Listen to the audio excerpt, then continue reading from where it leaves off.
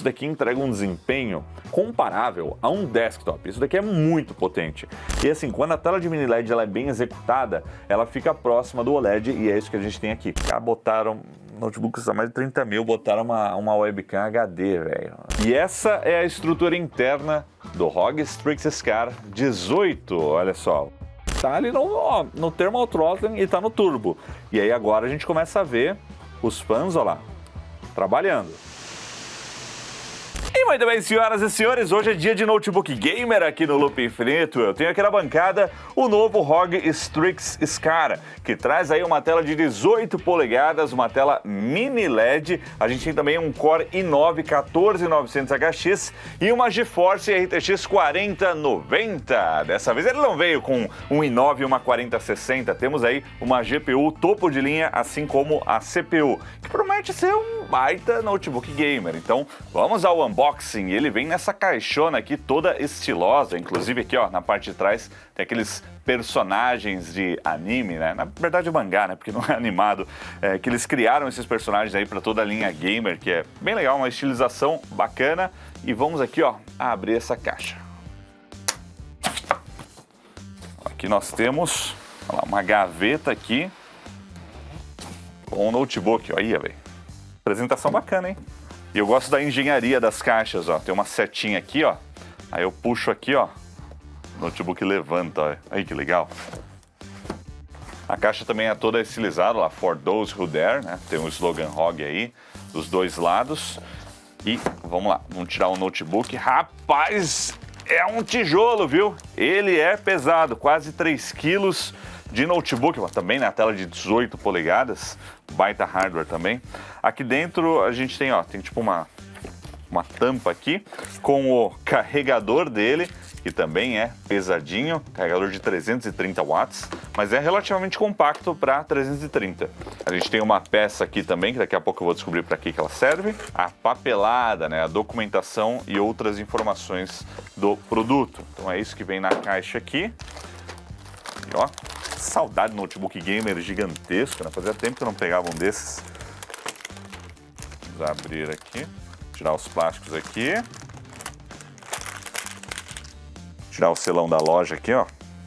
Olha lá o tamanho da tela, 18 polegadas mini LED. Então, fiz o unboxing, é isso que vem na caixa. Agora eu vou testar esse produto para trazer uma análise para vocês depois da vinheta. Vamos nessa.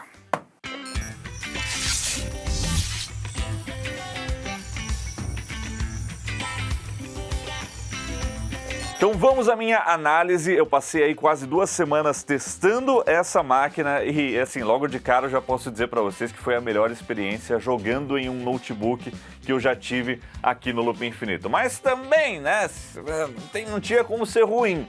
Core i9 14900HX, RTX 4090, 32 GB de memória RAM DDR5, 2 TB de SSD rodando em RAID 0 e uma telona de 18 polegadas com tecnologia mini LED, e assim, é muito bonita mesmo nos jogos. Então são vários pontos positivos, mas tem também pontos negativos que eu vou comentar aqui nesse vídeo. E para começar, bora falar um pouquinho sobre o lançamento dele, que também ponto negativo é o preço, né? Essa máquina aqui, ela chega no Brasil custando 33 mil reais, o que é um baita de um investimento para um notebook gamer.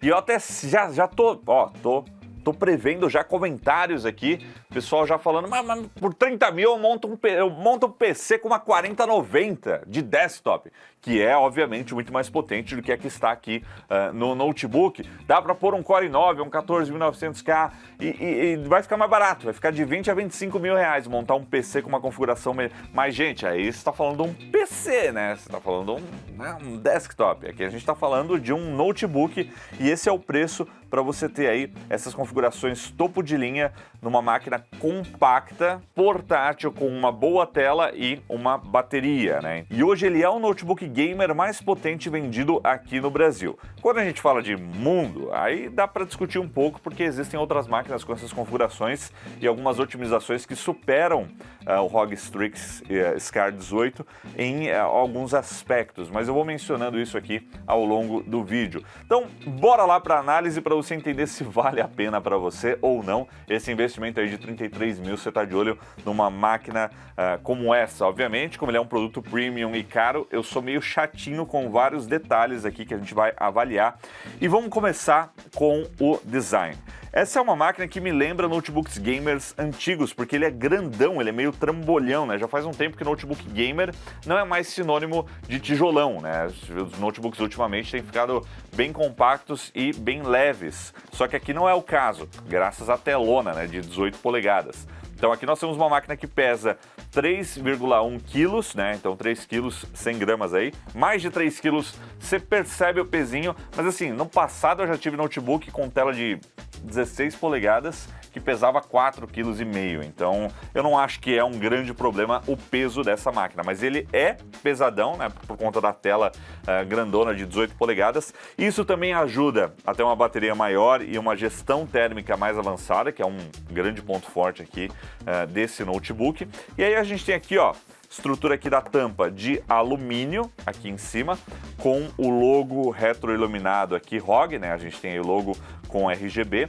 E essa faixa aqui que dá um contraste no design da tampa, porque o acabamento todo é fosco e aí aqui ela é brilhante, escrito Republic of Gamers, né? Então cria esse efeito visual aí interessante.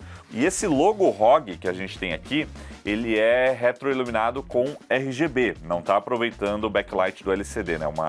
É um conjunto de LEDs próprios aqui para fazer esse efeito, assim como o que a gente tem aqui atrás, que não é uma novidade desse modelo, porque a geração de 2023 também já trazia nesse notebook esse LEDão aqui, similar à linha Alienware da Dell, né, que popularizou esse LED aqui atrás.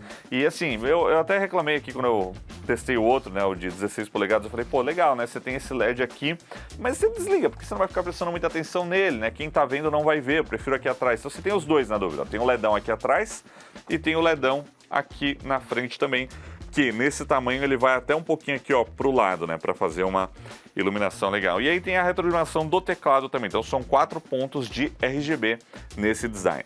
Então, em termos de construção, continuando, a tampa aqui em cima é de alumínio e a base aqui dentro do notebook, ela é aquele acabamento de plástico, né, que a gente já conhece aí da linha ROG, assim como aqui atrás, né, a parte traseira dele, ó, então a gente tem até uma estilização aqui com um cinza mais claro, mas é a tampona de plástico com várias furações aí, como vocês estão vendo, ó, para passagem de ar, porque ele tem aqui dentro um sistema de resfriamento com 3 fãs. Deixa eu tirar o mouse aqui. E agora que eu fechei a tampa, dá para ver aqui como esses sistemas RGB também são usados para sinalizar que ele está carregando, que ele está conectado. Então aqui atrás está passando uma linha vermelha, ó, como vocês estão vendo, e aqui na frente ele está com outro efeito, ó, meio que pulsando, né? Então você tem também um sistema visual de notificações, né, para você entender o que está rolando com a máquina. Agora, uma coisa que me incomodou um pouquinho no design foi a estrutura da dobradiça aqui da tela, que assim, né, a gente tem aqui a tampa de alumínio, a tela de 18 polegadas, então essa estrutura aqui, ela é um pouquinho pesada. E aí aqui durante os meus testes eu percebi que se você quiser deixar ele meio aberto, né, às vezes para a máquina não dormir, ela começa a fechar sozinha. Então ele não segura a partir daqui, ó, desse ângulo aqui, ó lá. Vai caindo sozinho e ele vai lá e fecha. Eu percebi isso porque eu costumo fazer isso com uma certa frequência. Às vezes eu quero deixar meio aberto mesmo, deixar fazendo alguma coisa ali, mas com a tela meio fechada, ela vai caindo sozinha. Então assim, eu falei que ia ser chato porque é uma máquina extremamente premium, né? Então eu acho que tinha que ser melhor. Até aqui, beleza. Agora abaixou um pouquinho mais aqui, ó, cai sozinho. Por mais de 30 mil eu tenho que avaliar esses detalhes aí, né, pô? Aliás, não é caro só aqui não no Brasil, viu? Você vai comprar nos Estados Unidos uma máquina dessa, vai ser uns 4 mil dólares. Não é só aqui, não. Também seria legal se a tela fosse mais rígida, né? Não fosse tão maleável assim, ó, tá vendo? Mas tudo bem, ninguém vai ficar fazendo isso. Mas fechar assim, eu acho que... Ok, vamos para conectividades agora. A gente tem 2 portas USB tipo A nessa lateral. Todas as portas USB são de 10 gigabits, isso é uma coisa boa, né? 3.2 Gen 2, então são 2 portas USB tipo A desse lado, para você ligar periféricos, né? Mouse, teclado, de repente, etc. E do outro lado, a gente tem aqui o conector de força, que está ligado aqui durante a gravação desse vídeo, porque a bateria dele não dura muito. E a gente tem um conector de rede Ethernet, uma conectividade aí com banda de 2.5 gigabits, uma conexão HDMI, duas conexões Thunderbolt 4, que também servem aí como USB tipo C, e você também pode usar para recarregar o notebook. Então, se você não quiser levar o carregador dele para lá e para cá, que não é um carregador tão grande assim, né? A gente tem aqui um carregador de 330 watts, que tem algum vazamento de corrente acontecendo aqui agora, acho que é da nossa tomada. Eu não tomei um choque, mas eu senti a corrente passando aqui. Uma pequena estação nuclear, 330 watts de potência, mas você pode usar também aí um carregamento. De repente você tem um carregador USB tipo C aí de 100 watts, vou deixar o link aí na descrição de uma sugestão que a gente usa muito aqui no canal. Você pode dar uma carguinha nele ou usar, né, de repente um uso mais leve. Claro que não vai dar para aproveitar ao máximo nos jogos, mas você consegue manter ele carregado. E por fim temos um conector P2 para fones de ouvido e microfone. E assim, sinceramente, seria legal se ele tivesse mais conectividades, né? Pelo tamanho de tela, o tamanho do notebook, o peso dele, mais de 3 kg. Ia ser legal se tivesse mais algumas portinhas aqui. Assim, 4 portas USB, 2 tipo C, 2 tipo A, é o bastante. Mas se você quiser ligar monitores externos, porque isso daqui entrega um desempenho comparável a um desktop, isso daqui é muito potente. Então se você compra uma máquina como essa, é interessante você ter em casa um setup com 2 monitores, por exemplo, ou 3 monitores, né? O nosso querido Matheus Okuma, por exemplo, testou lá no canal Admirável Mundo Incrível, que é um canal da ASUS feito aqui na produtora, e nesse teste aí ele colocou 3 monitores adicionais, e aí usou a porta HDMI e as 2 portas USB tipo C. Então nesse setup você fica apenas com 2 portas USB tipo A desse lado aqui. Então seria legal ter mais conectividade, mas assim, para um notebook tá ótimo. Eu só estou viajando aqui nas eventuais possibilidades adicionais aí quando você adquire uma máquina tão potente quanto essa. Então bora falar dele aqui por dentro, começando aí pelo teclado. Esse é um teclado que já é tradicional da linha SCAR da ASUS, né? Não temos grandes mudanças. É um teclado legal, que tem uma boa profundidade, todo retro iluminado. Eu já questionei aqui o padrão ABNT que a ASUS usa, que não é o meu favorito, porque a interrogação e a barra ficam aqui no W e no Q. A gente tem C cedilha, é a BNT2, mas essa variação eu prefiro o ponto de interrogação aqui do lado, mas eu já me acostumei também a botar o segundo Alt aqui e W para usar interrogação. A diferencial aqui é que nós temos o teclado numérico graças ao tamanho desse notebook, né? A gente já estava acostumado mesmo em notebooks gamer com tela de 16 polegadas a não ter mais o teclado numérico. Então se você trabalha com planilha ou cálculos ou simplesmente precisa aí do teclado numérico, é legal que a gente tem ele presente aqui também. E aí a gente tem aqui, ó, uma barrinha com algumas teclas de função, como volume, para mutar ou desmutar o microfone, controle dos fãs e também aqui para abrir o Armoury Crate, né, com o atalho ROG. Eu só acho um absurdo que é 2024 e a gente ainda não tem na linha ROG uma opção para você alternar entre as teclas de função de F1 a F12 ou as teclas que controlam aqui o sistema. Por exemplo, o brilho. Você quer ajustar o brilho? Estou apertando aqui, não é brilho, aqui é F7 e F8. Tem que apertar FN, segurar FN e alterar aqui. Enquanto a concorrência e a própria ASUS da linha ZenBook tem um atalho que alterna. Você aperta FN e ESC, você alternou aqui. Mas o time de desenvolvimento ROG ainda não implementou isso nesses teclados, só nessas teclas que estão aqui em cima, né? Que aí, se você apertar FN, você vai ativar as teclas de macro que você personaliza no Armoury Crate. Então, um detalhe que, assim, já passou da hora, né, de integrar isso. Isso é um negócio de software que dá pra arrumar, né? Atualiza a BIOS aí, pô. E aí nós temos aqui o trackpad, que tem um tamanho ok, ele poderia ser maior, mas é um tamanho legal aqui para você navegar, para você usar, né? Um trackpad aí que tem suporte aos multigestos do Windows, porém ele não fica centralizado aqui no chassi, né? Ele fica mais para esquerda. E aí quando você está jogando, você não vai usar o trackpad, né? Obviamente, você vai usar um mouse aqui. Mas quando você está jogando, você acaba ficando com a mão aqui em cima. Eu não tive problemas de ativar ele acidentalmente, mas eu preferiria que ele fosse um pouquinho mais para o centro, né? Então é mais de preferência mesmo. Mas assim, um design bem confortável na hora de jogar. E o acabamento também tem uma estética interessante, porém que me gera um certo receio, né? Então a gente tem aí nessa edição aqui ele começa todo sólido aqui e parece que vai ficando transparente aqui em cima, né? Dá um efeito com esse ROG escrito aqui do lado e tudo mais, né? Não chega a ser transparente, mas cria essa sensação de um plástico translúcido, né? Isso começa sólido aqui, aí ele vai ficando translúcido aqui em cima, e aí aqui a gente tem a transparência atrás para poder vazar os LEDs que ficam aqui dentro. Então é uma estética legal, quando você olha de alguns ângulos parece que você está vendo a parte de dentro aqui do notebook mesmo. Parece ser mais uma estilização, né? Não sei se é de fato uma transparência, mas é bem legal. O único ponto que eu não gosto muito nessa tampa é que ela é de plástico e ela suja com muita frequência, né? Ela pega impressão digital, vai ficando aqui e aí toda hora eu fico com um paninho aqui limpando ela. Nesse caso eu preferiria alumínio, né? Mas tudo bem. E por fim, antes de a gente ir para a tela, botão de liga e desliga com um LEDzinho aqui, indicando que ele está ligado, e aqui alguns LEDs indicadores aí de uso, como por exemplo, na hora que você pluga aqui o carregador, a gente também tem aí uma luz que acende aqui, indicando que ele está conectado aí na tomada. Agora, lembra que eu falei que tinha uma pecinha que veio na caixa quando eu fiz o unboxing, que eu não sabia bem o que era? Bom, aparentemente ele tem aqui um módulo que destaca, que é puramente estético, né? Para você personalizar a pecinha e encaixar aqui. Então, de repente, você escreve o seu nome, imprime em 3D, etc.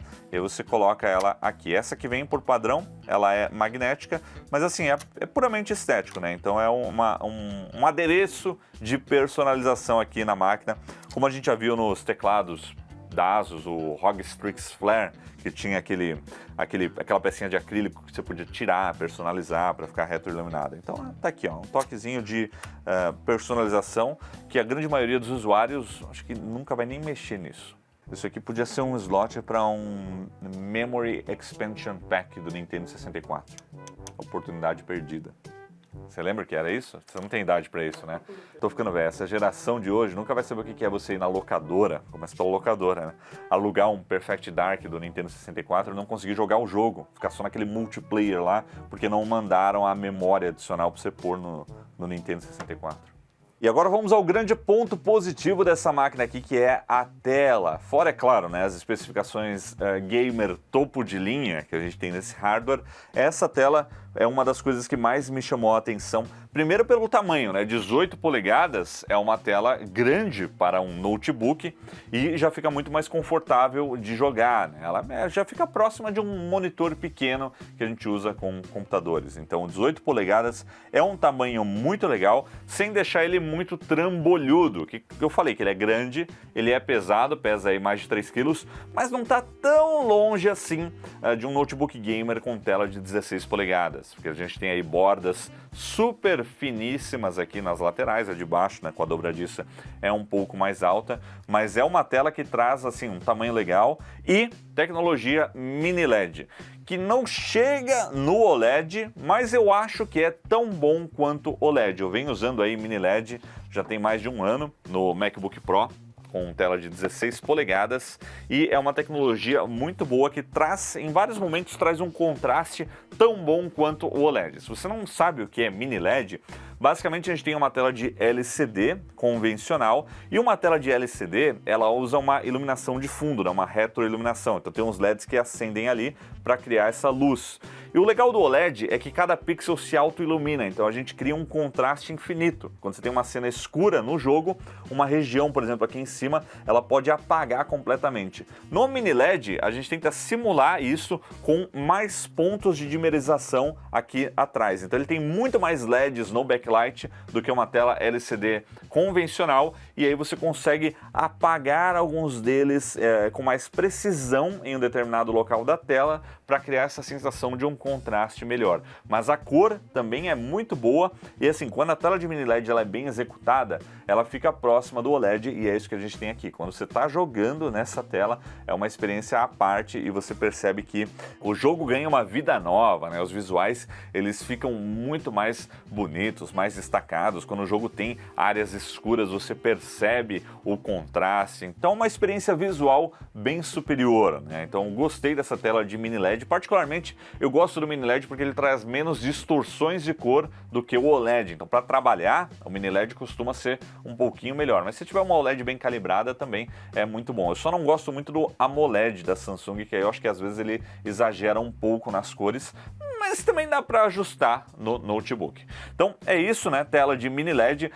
Temos aqui uma resolução que é de 2.5K, o equivalente aí a 1440p, que a gente sempre fala nos desktops, né? Então tá entre 1080 e 4K.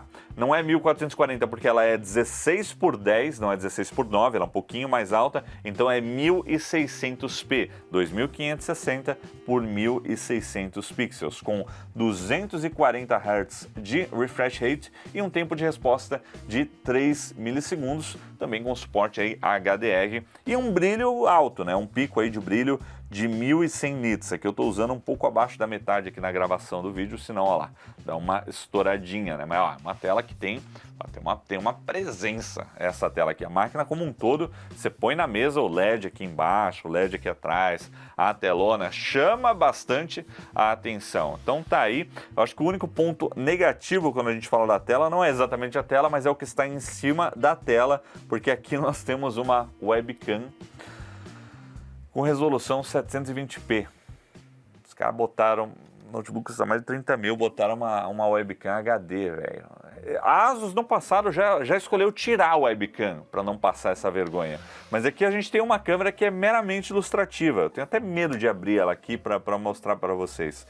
Mas até que não tá tão ruim. É que eu já botei uma expectativa lá embaixo. Então olha aí, essa é uma amostra de vídeo da webcam aqui do ROG Strix Scar 18. Esse vídeo está sendo gravado inteiramente no notebook. Tá com uma certa dificuldade com o balanço de branco por causa dessa luz azul aqui do estúdio. Mas deixa eu descer ela aqui agora. Olha, quando me falaram que era uma câmera 720p, eu achei que ia ser bem pior, tá? Mas até que o software tá compensando bem, viu? Tá fazendo um trabalho até ok para você entrar numa videochamada e de repente é legal. Podia ser pelo menos 1080p, né? Podia. Mas não, ficou apenas em HD, porém não é tão ruim quanto eu esperava. Inclusive aqui, ó, no fundo do nosso estúdio, onde ela já não está mais desempenhando tão bem, ó lá, um detalhe aqui do nosso Windows XP aqui que tá carregando desde o último vídeo aqui que a gente publicou nesse estúdio, não carrega. Imbutável. Então esse é o design externo do ROG Strix Scar 18 e agora vamos ao design interno dele. Vamos conhecer essa solução térmica com 3 coolers que a Asus diz que ele tem e também ver o que dá para fazer upgrade.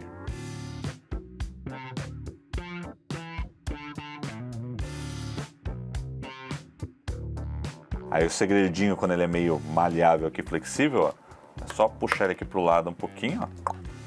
Aí a gente já consegue acessar a tampa. E essa é a estrutura interna do ROG Strix Scar 18. Olha só, vamos comentar aí sobre o design interno aqui dos componentes. E acho que a primeira coisa que chama a atenção é o tamanho da bateria. Quando eu abri eu falei, nossa, mas essa bateria aqui, ó, pequenininha aqui embaixo. Só que temos que lembrar que a proporção aqui, ó, o negócio é tela de 18 polegadas, né? E também é um notebook um pouquinho mais grosso do que o convencional. Então essa bateria, ela parece muito pequena, olhando assim, né? Como vocês estão vendo aí no vídeo, ó, a bateria parece ser muito pequena. Dá até aquela reação do tipo, nossa, mas tem bastante espaço vazio em volta da bateria. Por que não preencheu tudo? Bom, essa bateria, apesar dela parecer pequena, ela não tem uma capacidade baixa não, é 90 watts-hora. O máximo que a gente já viu aqui foi 99, que é o limite para você colocar num notebook, senão depois tem questões de segurança, como por exemplo, embarcar num avião. Não pode mais do que isso. Então começa a inviabilizar o produto. Então aqui a gente não está no limite, né? Dava para ser quase 10%, não, dava para ser exatamente 10% a mais aí, né? Podia ser 99 watts-hora.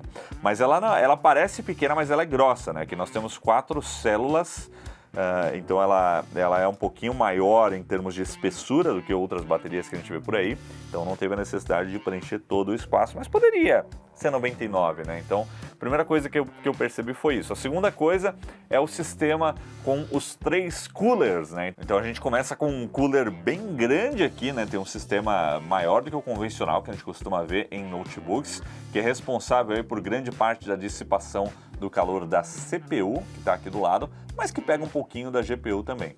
E aí aqui o dedicado da GPU é esse outro aqui, mas que também tem heat pipes que vêm da CPU que cruzam para ele. E um outro cooler aqui embaixo que é auxiliar e ajuda em especial com a VRAM, né, a memória RAM de vídeo na dissipação, né? Ele puxa o ar de baixo aqui da tampa e solta para o próprio gabinete aqui internamente, né? E depois o ar é expelido aqui pela saída aqui em cima. Então ele tem saída aqui nessa parte, que é a parte traseira, na verdade, e nas laterais também, e todo o ar é puxado por baixo, né? Por isso que ele tem essas borrachinhas, esse design que não é plano aqui na base, né? Quando a gente olha assim, ó, um pouquinho de lado, dá para ver aí o relevo que cria essa passagem de ar quando a gente coloca essa máquina aqui em cima da mesa, né? Então, esse é o sistema... Ih, caiu o falante aqui, ó, soltou.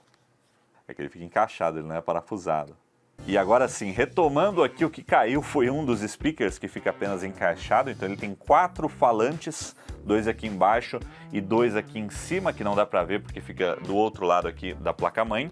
E o que chama atenção nesse sistema de resfriamento, né, como eu estava falando aqui dos fãs, não é só esse sistema com 3 coolers, mas sim a quantidade de heat pipes que a gente tem aqui, porque são 7 heat pipes levando calor de lá para cá. Então tem 2 que passam por tudo aqui em cima, né, CPU e GPU indo para os 2 coolers, tem um dedicado aqui, ó, para CPU, tem um outro aqui dedicado para GPU, tem um aqui que é dedicado para GPU só para esse coolerzinho aqui embaixo e por aí vai. Tem aqui em cima também, ó, tá vendo, para pegar o ventinho que esse daqui sopra por dentro. Então é um sistema bem avançado e além disso eles também usam metal líquido como condutor entre os chips e os dissipadores. Então, no lugar da pasta térmica, o metal líquido ele tem uma condução de calor muito mais alta, é muito mais delicado, né? No caso do notebook fabricado aqui, beleza, né? Já vem pronto, mas você vai montar um PC e você vai fazer isso, tem que fazer o delete na CPU,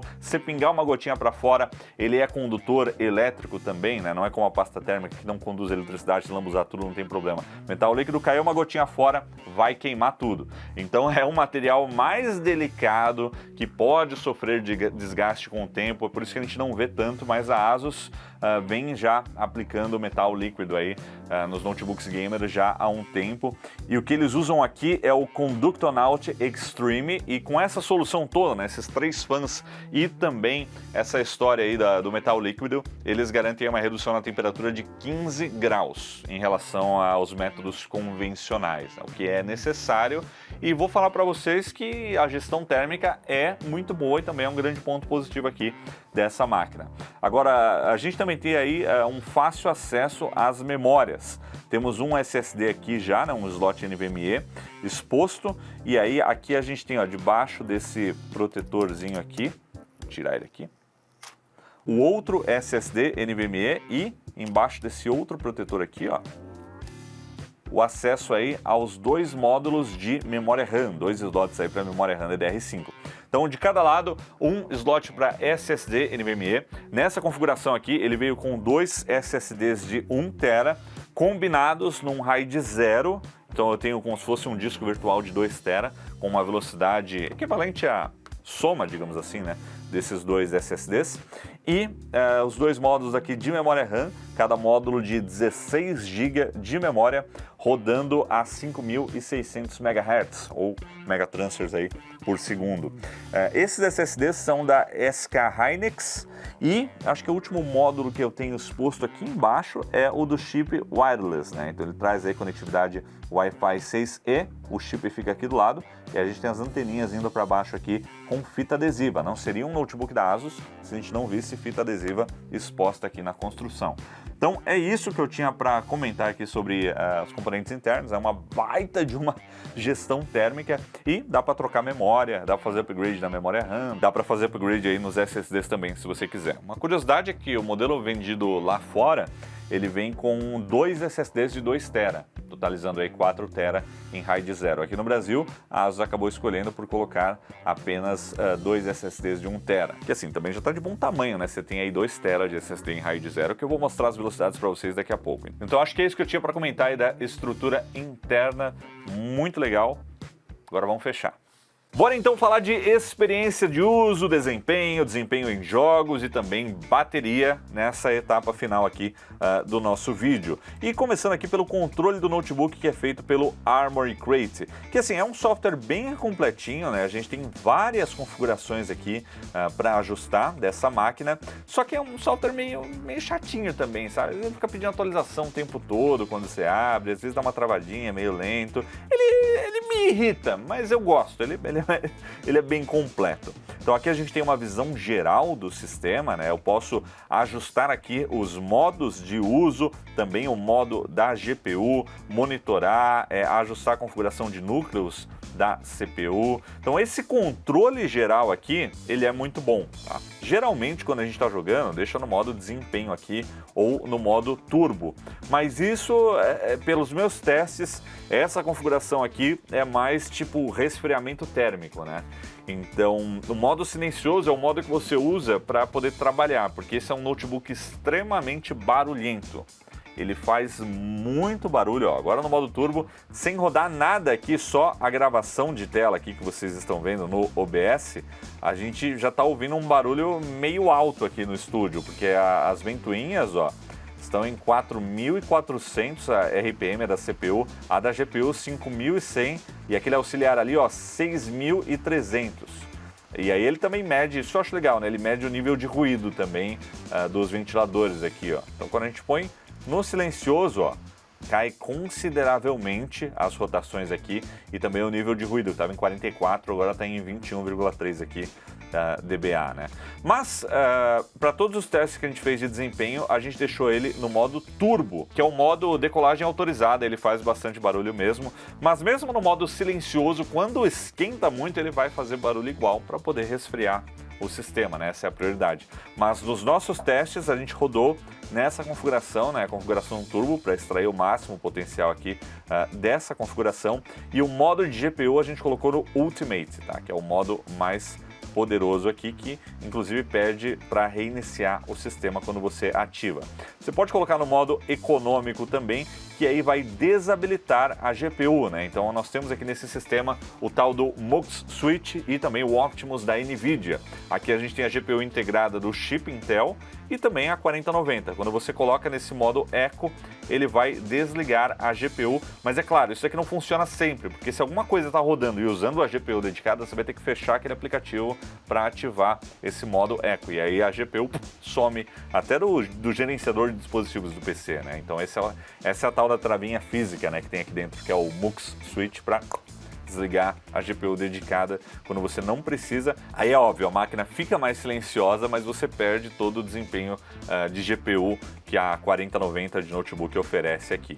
Além disso, se você quiser deixar ele mais silencioso na parte de CPU, você pode vir aqui e desabilitar alguns núcleos, né, da CPU. Então nós temos aqui nesse chip 8 núcleos de desempenho e 16 de eficiência.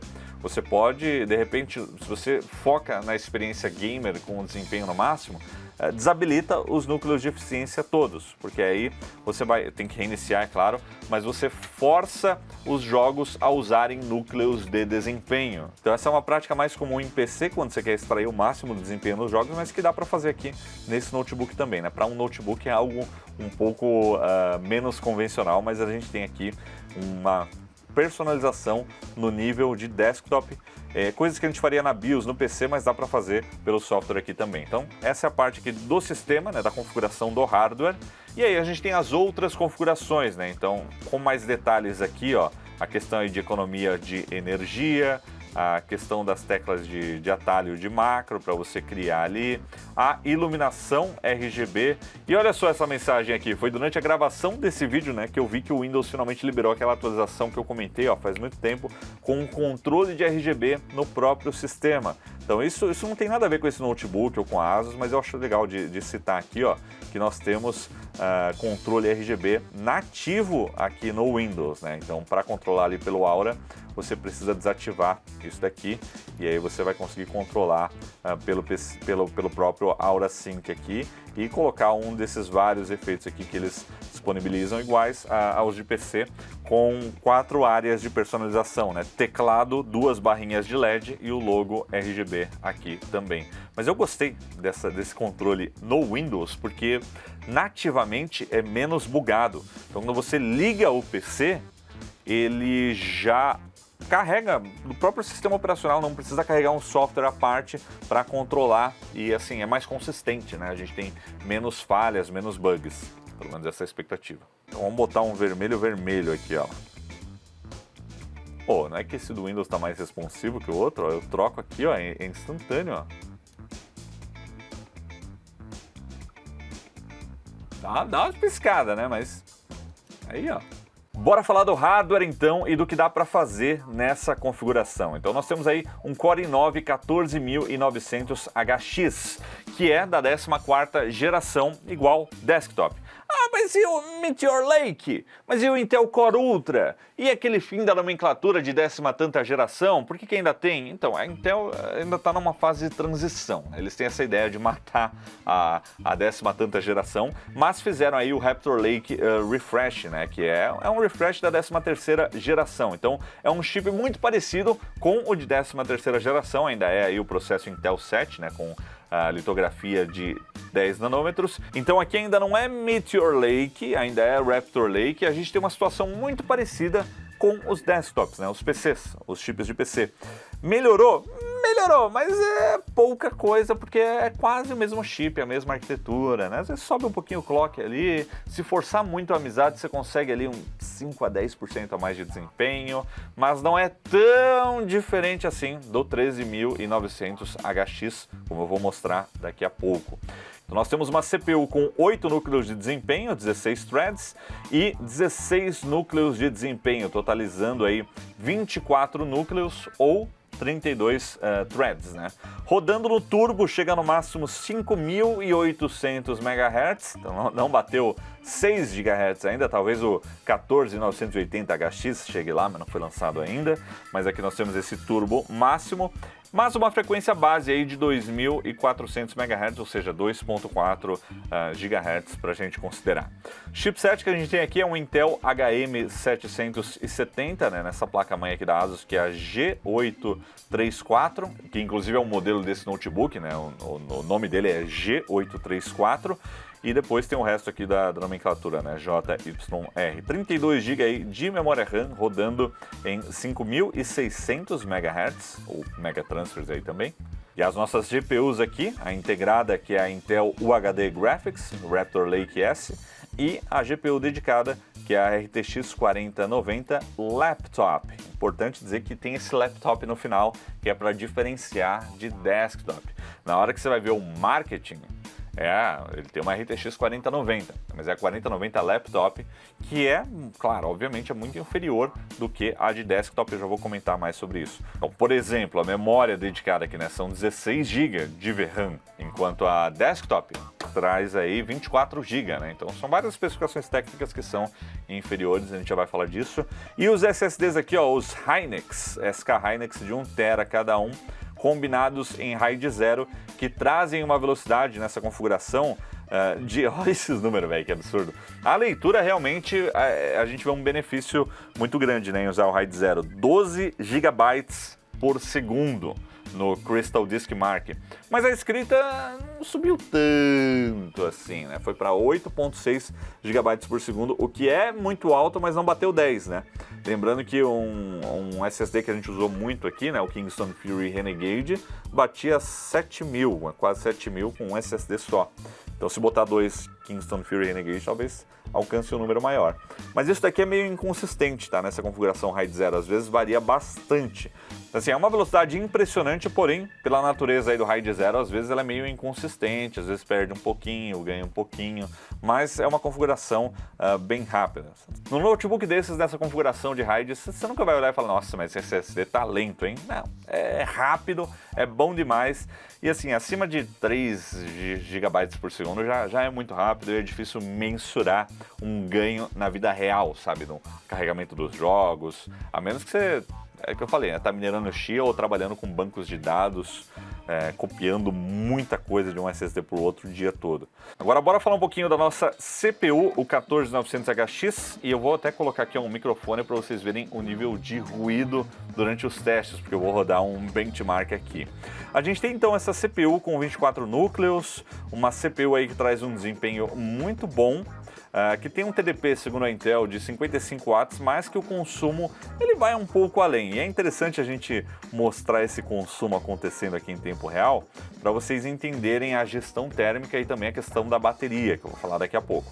Então olha só, aqui ó, já bateu 96 graus aqui, hein, a temperatura aqui do chip em um determinado momento aqui desse benchmark de SSD que eu fiz. Eu vou rodar aqui então o Cinebench 2024, a gente vai estressar aqui no máximo, lembrando que eu ainda estou rodando a captura de tela aqui, talvez ela dê uma bugadinha, mas a ideia não é pegar a pontuação de benchmark aqui, é apenas estressar a CPU, que está agora com uso em 100% e batendo um consumo de quase 200 watts, só a CPU desse notebook, né? Porque agora a GPU ela tá a GPU aqui é 4090, ela tá em standby ali, ó, né? Não tá fazendo nada, tá consumindo pouquíssimo. Então a CPU tá puxando tudo. Bateu um pico aqui de 203 watts e agora já tá ali no thermal throttling e tá no turbo. E aí agora a gente começa a ver os fãs, ó lá, trabalhando.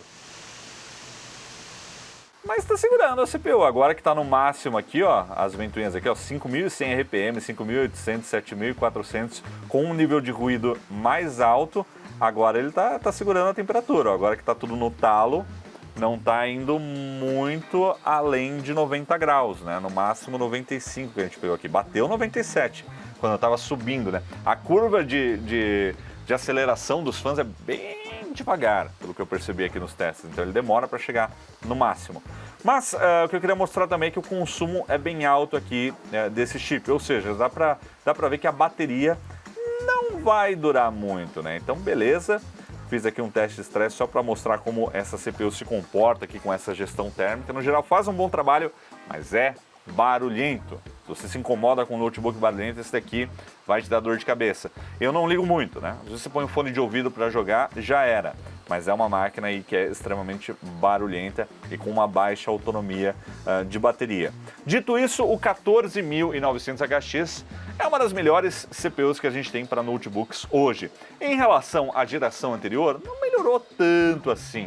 E a gente vê isso em benchmarks como o Cinebench R23, então a gente comparou aí o 14900HX do ROG Strix Scar com o 13900HX do Alienware M16 R1, e nós notamos uma variação de quase 5% tanto no single core quanto no multicore. Ou seja, é melhor, mas assim como no desktop é uma diferença insignificante assim no uso do dia a dia ou nos jogos, a menos que você esteja caçando aquele quadro por segundo a mais. Agora, benchmarks à parte, no uso do dia a dia, tudo que você jogar aqui nessa CPU, ela vai mastigar, ó, vai jantar de boa. É fácil falar, né? Porque tá no topo do que a Intel oferece hoje para notebooks. Então, assim, você vai editar vídeos, você vai trabalhar com programação, desenvolvimento, você precisa de poder de processamento, esse cara aqui vai entregar. E quando a gente compara com um desktop, olha aí, o 14900HX contra o 14900K, a gente vê pouca diferença na pontuação single core, que é o que realmente importa na hora dos jogos. Então essas duas CPUs vão ter um desempenho similar, né, na hora de fazer ali todo o processamento dos jogos. Mas no multicore a gente tem uma pontuação 30% superior, ou seja, quando a gente fala de processamento em múltiplos núcleos aí para as tarefas do dia a dia, para trabalhar para valer, aí sim o desktop ainda entrega mais potência, e lembrando que tudo isso daqui é sem overclock, né? Se a gente for falar de otimizar esse 14.900K, dá para conseguir uma pontuação mais alta. E assim, essa é a CPU mais rápida que a gente tem hoje aqui no Brasil para notebooks, né? Não tem concorrência até o momento da gravação aqui desse vídeo nesses testes, né? O 14.900HX é o mais poderoso. Quando a gente fala de mundão, então bora pegar os Estados Unidos, o resto do mundo, aí, né, tem concorrência sim. A AMD tem aí o 7945H X3D, que supera esse cara aqui, né, pelo cache 3D, a tecnologia aí da AMD, em alguns jogos e também alguns testes. Mas não é muita coisa também, né? Os dois chips são excelentes aí para a maioria dos usos. Mas hoje aqui no Brasil, esse é o cara. Se quer notebook com desempenho, é o 14900HX, mas como vocês viram aí no teste, um 13900HX não fica muito atrás também e às vezes pode ter um custo-benefício, né, melhor. Agora vamos à nossa GPU, que é a 4090 Laptop, que está aqui nesse notebook, que aí não tem nem o que argumentar em todo o mundo. Essa é a GPU mais potente que a gente tem hoje para notebooks. Mas é importante lembrar que nessa série 40, o desempenho de uma 4090, por exemplo, nesse notebook aqui no ROG Strix Scar 18, pode variar em relação a, sei lá, um MSI Titan. Porque a fabricante que vai controlar o comportamento da GPU, o TGP dela, né, o quanto de potência ela pode puxar. E olha só que curioso, né, no site da NVIDIA, a gente tem aí a especificação da 4090 Laptop de 80 watts a 150 watts. Aqui no ROG Strix Scar, a ASUS deu um ganho a mais e colocou 175 watts de potência. Então ela está com, sei lá, um overclock, digamos assim, de 25 watts a mais em relação à especificação padrão da NVIDIA. Porque aí fica a critério do fabricante, você vai conseguir resfriar esse negócio, entregar energia para isso, então beleza, põe lá. Então essa GPU pode puxar até 175 watts quando a gente está naquele modo lá no Armoury Crate que eu mostrei aqui, que é o Ultimate, né? No Standard fica normal, no Eco desabilita a GPU e no Ultimate você vai no talo. Mas será que isso faz diferença na bateria? Daqui a pouco eu comento também. Então 175 watts de potência, lembrando que a de desktop, a grandona, essa daqui é 450 watts, então tem uma diferença, né, no poder de fogo que ela consegue puxar, mas também tem que considerar, né, que não dava para botar uma desse tamanho, porque senão o notebook ia ser 3 vezes maior, e isso aqui também, né, o carregador. Apesar de que aqui, ó, 330 tá até compacto, dava para ser um pouquinho maior. Agora eu coloquei um stress test aqui do 3D Mark para rodar, para estressar, né, a GPU aqui no talo. A gente tem o Time Spy Extreme rodando aqui uma faixa de em torno de 100 quadros por segundo, mas né, tô fazendo outras coisas aqui também, então não é a pontuação que me interessa, mas sim o quanto a GPU está esquentando e consumindo para a gente avaliar aqui nesse momento. E olha só, então a gente tem aí uma temperatura moderada e assim, durante todos os testes não passou de 75 graus, então até que segura muito bem esse sistema aí. E o consumo aqui agora está cravado em 150 watts. Então é aquilo que eu falei, né? 180 a 150 é o normal, mas se eu girar aquela travinha ali no Armoured Crate, aí ele vai até 175 watts de consumo e é aí que a gente extrai o desempenho máximo dessa GPU. E foi nessa configuração que nós rodamos aí os testes e benchmarks para entender do que essa máquina é capaz. Então lembrando que a gente tem uma tela aqui de 240 Hz com uma resolução aí de 2.5K ou 1600p. Se fosse uma 4090 de desktop, não ia ter problema rodar tudo no talo nessa configuração, até com Ray Tracing. Mas como aqui não é exatamente aquela 4090 que a gente conhece, né? A gente tem aí todas essas limitações que eu comentei, olha aí, lado a lado as especificações técnicas das duas aí, para vocês compararem também. É um desempenho mais moderado, né, digamos assim. Mas ainda assim rodou de tudo que a gente joga aqui, vai numa boa, você consegue se divertir a mais de 100 quadros por segundo, aí dependendo do jogo, que para mim eu acho que já é suficiente, né? 240 se atinge se o jogo for competitivo, né, com tudo no máximo, mas AAA vai ficar mais nessa faixa, mas definitivamente acima de 90. Quando liga o Ray Tracing é outra história, e aí nós temos os nossos benchmarks para comentar sobre isso. Nós rodamos esses benchmarks em 3 resoluções, 1080p, que não é exatamente o ideal, né, porque a tela tem uma definição mais alta do que isso, 1440p, que seria o ideal para jogar esse é o benchmark que mais interessa aqui nesse vídeo, e 4K também só para ver do que essa GPU é capaz, especialmente quando você conecta aí num monitor externo. E considerando os jogos rodando em 1440p, que é muito próximo da resolução nativa, a gente tem um desempenho bem legal, mas não vai bater em jogos AAA os 240 Hz dessa tela, né? Isso daí ficaria mais para os jogos competitivos. Então ali no Shadow of the Tomb Raider a gente bateu 175 quadros por segundo, com o Ray Tracing ligado caiu ali para 125. No Metro Exodus também estamos aí acima de 100 quadros por segundo na resolução 1440p, com Ray Tracing também cai um pouquinho ali para a faixa de 80. No Cyberpunk, que é o mais pesado que a gente rodou, quase 90 quadros por segundo, mas aí, né, nesse jogo o Ray Tracing no talo fica abaixo de 60 quadros por segundo, 42 apenas. Lembrando que aqui estamos sem DLSS, tá? Que é processamento bruto. O Callisto Protocol também mais de 100 quadros por segundo em 1440p. E no Red Dead Redemption também mais de 100 quadros por segundo, 113 FPS no benchmark nativo do jogo. Então esses benchmarks comprovam aí o que eu comentei, de que na hora de jogar jogos AAA mais pesados, você vai conseguir ali pelo menos uns 90 quadros por segundo, mas é claro, né, dá para também moderar um pouco essas configurações gráficas, ativar o DLSS, ativar o Frame Generation, e aí a gente alcança até 200 quadros por segundo no Cyberpunk, por exemplo, né? Então tudo vai depender dessas configurações, mas é assim que essa GPU se desempenhou nesses benchmarks. Agora, a título de curiosidade, olha como fica quando a gente compara com o desktop, né? Com a 4090 de desktop só, para a gente entender a diferença que a gente tem num sistema portátil pro normal. Agora, quando a gente esquece essa história dos benchmarks, é uma experiência ótima, sabe? Você coloca o jogo ali, ele roda, não trava, não engasga, dá para deixar outras coisas rodando, dá para você até fazer um streaming enquanto você joga nesse notebook. Excelente. Também é uma boa máquina para trabalhar com edição de vídeo, né? Você tem aí codec NVENC com suporte ao AV1, uma excelente aceleração gráfica aí para trabalhos que demandam mais, só que sempre usando plugado no cabo, porque vocês viram quanto consome a GPU e a CPU individualmente quando elas estão no talo. E é muito louco isso, porque vocês viram ali que a CPU em alguns momentos chega perto de 200 watts, a GPU 175, mas a gente tem aqui nessa fonte só 330.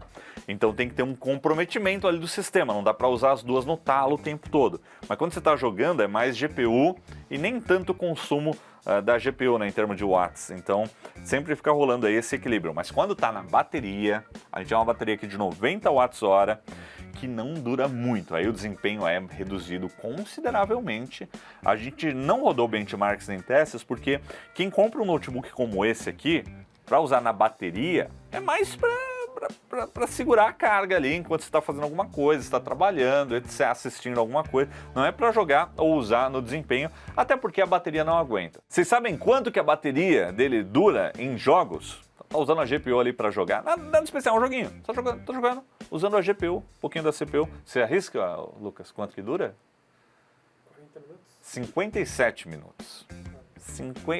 Pouco menos de 1 hora, o que já era esperado. Bateria de notebook gamer nunca é lá essas coisas, mas isso é rodando naquele modo com tudo no talo, né, 175 watts. E aí, voltar para a configuração normal, standard, tem muita diferença desse modo turbo na bateria? Porque existe essa configuração, né, então deve ter.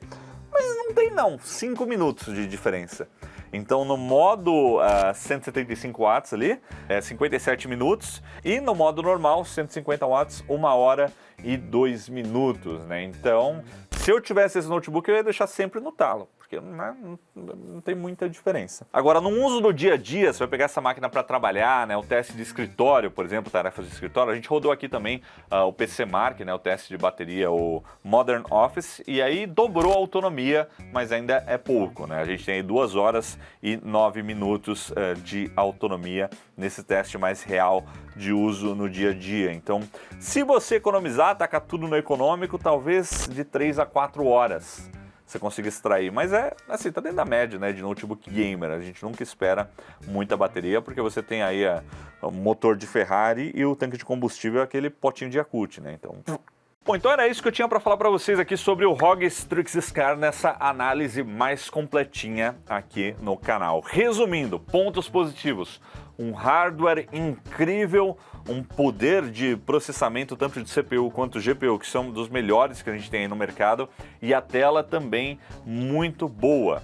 Porém, os pontos negativos, né? Ele é um pouco meio grande, trambolhudo, muito barulhento, né? Faz muito barulho aí esses fãs. A webcam, né? Lá essas coisas. E o som dele também é básico. Apesar de a gente ter 4 falantes aqui, é um som que não é tão bom quanto ele poderia ser. Às vezes eu tenho a sensação de que, tipo, com som e webcam, a Asus pensa, pô, mas o pessoal vai usar fone de ouvido e vai usar webcam dedicada, então vamos colocar aqui só para dizer que tem, né? Porque você não vai extrair uma qualidade acústica ou da webcam que você espera numa máquina que custa aí mais de 30 mil reais. Então é isso, galera, que eu tinha para comentar aqui para vocês. Espero que vocês tenham gostado aí desse vídeo. Ele foi lançado então custando 33 mil reais. O link tá aí na descrição para quem possa vir a se interessar. E se você estava interessado, eu espero que esse vídeo tenha ajudado aí na sua escolha. E também, se quiser, deixa um comentário aí sobre o que você achou sobre ele, o lançamento aqui no Brasil. E se você curtiu esse vídeo, deixa o seu like, é claro, e se inscreve aqui no canal. Vou ficando por aqui, mas nos vemos em breve. Valeu, galera, e até a próxima!